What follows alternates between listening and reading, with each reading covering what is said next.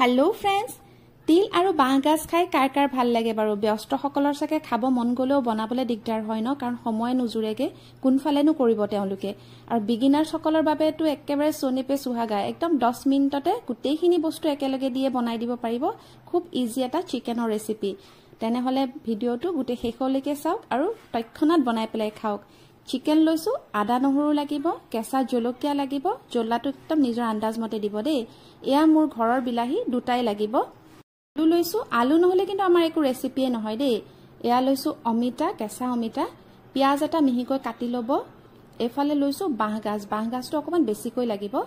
নিমখ লাগিব গোটা জিৰা লাগিব আৰু আমাক লাগিব কোলা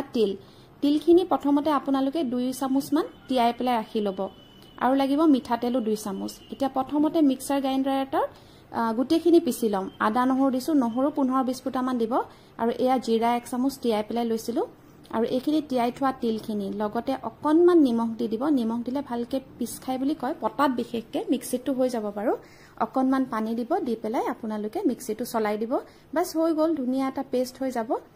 এয়া মই দেখাই দিছো আপোনালোকক এনেকে মিহি কৰিব তাৰ পিছত প্ৰেসাৰ কুকাৰ গুটেইখিনি একেলগে দি দিব ইয়া চিকেন দিলো তাৰ পিছত কাটি থোৱা পিয়াজটো দিলো পিয়াজ যদি অকন বেছিকে দিয়ে কোনো কথা নাই লগতে দি দিছো আলু